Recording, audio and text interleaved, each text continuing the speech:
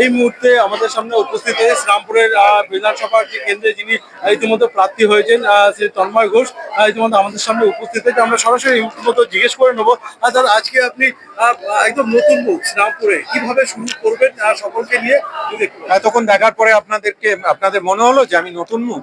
আমার তো মনে হচ্ছে না। এমনিতেই টিভিতে আপনাদের সৌজন্যে নিশ্চয়ই মানুষজন আমাকে দেখেন, আর তাছাড়া প্রত্যেকটা কিছু নতুন থেকে শুরু হয়, তারপরেই তো আস্তে আস্তে বৃদ্ধি হয়। সুতরাং নতুন বলে কিছু নেই এখানে। মমতা বন্দ্যোপাধ্যায় এবং অভিষেক বন্দ্যোপাধ্যায়ের মুখ গুরুত্বপূর্ণ এবং কি কারণে লড়াই হচ্ছে সেটা গুরুত্বপূর্ণ।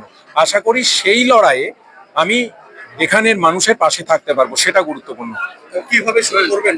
শুরু তো হয়ে গেল, মানুষের সঙ্গে কথা বলছি, মানুষ আমার সঙ্গে কথা বলছেন। দিনের শেষে সংসদীয় রাজনীতিতে জনতাই শেষ কথা বলে, সুতরাং মানুষ যা বলবেন সেটাই শেষ কথা হবে। তাদের আশীর্বাদ চাওয়া, প্রত্যেকটা মানুষের কাছে পৌঁছানো, এটাই হচ্ছে শেষ কথা।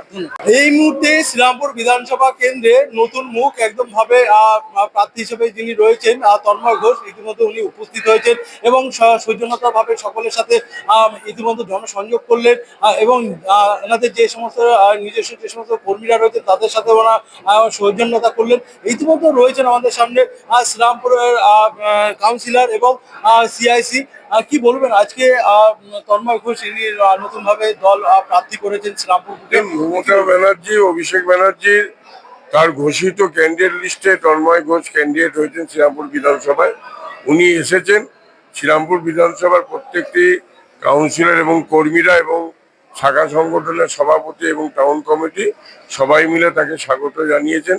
তিনি তার বক্তব্যের মাধ্যমে তুলে ধরেছেন মানুষের পাশে থাকবেন।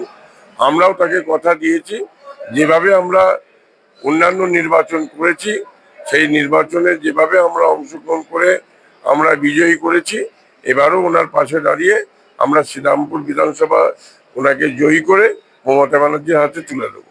যেমন অনেকে বিরোধী যে সমস্ত রাজনৈতিক দলের নেতৃত্বরা আছে তারা মনে করছেন যে এই বিভিন্ন রকম ভাবে যে নতুন মুখ, নতুন প্রার্থী যে দল ইয়ে করেছেন, প্রার্থী ঘোষণা করেছেন, আর তাতে তৃণমূলের গোষ্ঠীদ্বন্দ্বের মধ্যে হালকা কোনো গোষ্ঠীদ্বন্দ্ব নেই। নতুন মুখ পুরাতন মুখ নয়। জোড়া ফুলটা তো আর পুরাতন নতুনের ব্যাপার নয়। জোড়া ফুল চিহ্নে মানুষ ভোট দেয়, মমতা ব্যানার্জির মুখ দেখে মানুষ ভোট দেয়। যার কারণে দেখা গিয়েছে যে অনেক বিরোধী যারা শাসক দলের নেতা রয়েছেন যারা টিকিট পায়নি, তো তারা কিন্তু ইতিমধ্যে বলছেন যে দল ছাড়বেন আর সেরকম ঘোষণা করবেন। সেটা তাদের ব্যাপার, কিন্তু আমরা মনে করি মমতা ব্যানার্জির আদর্শ, মমতা ব্যানার্জির কর্মসূচি, মমতা ব্যানার্জির যে সমস্ত প্রকল্প, সেই প্রকল্পকে সামনে রেখেই এবারে বাংলা দখল আবার আমরা করব এবং মমতা ব্যানার্জিকে চতুর্থবারের জন্য আমরা মুখ্যমন্ত্রী হিসাবে নবান্নে পাঠাবো। শ্রীরামপুরের বুকে উনি একদম নতুন মুখ হিসাবেই চিহ্নিত হয়েছেন, কিন্তু মানুষের কাছে এখনো পর্যন্ত ওনার মুখ পৌঁছয়নি। তো কিভাবে লড়াইটা হবে? না, নতুন মুখ হয়তো শ্রীরামপুর বাসীর কাছে হতে পারে, কিন্তু উনি রাজনীতি জগতে বেশ কয়েক বছর বিচরণ করেছে, তিনি তার বক্তব্যের মাধ্যমে তুলে ধরলেন। আমরা আশাবাদী যে আগের বারের থেকে ভালো রেজাল্ট করাবো। তো প্রিয় দর্শক বন্ধুরা, আপনারা সবটাই শুনলেন যেভাবে কথা উঠে আসছেন যে শ্রীরামপুরে যতই নতুন মুখ হোক না কেন, কিন্তু মানুষ কিন্তু রাজ্যের মুখ্যমন্ত্রী মমতা বন্দ্যোপাধ্যায়কে দেখেই নির্বাচন করবেন। তবে দেখা যাবে যে আগামী কিভাবে লড়াই এর সম্মুখীন হয় এই প্রার্থী তন্ময় ঘোষ, সবটাই আপনাদের সামনে তুলে ধরার চেষ্টা করবো। আর আপনারা অবশ্যই চোখ রাখবেন, নজর রাখবেন। উজ্জ্বল করে রিপোর্ট, U24 নিউজ বাংলার পর্দায়, হুগলি, শ্রীরামপুর।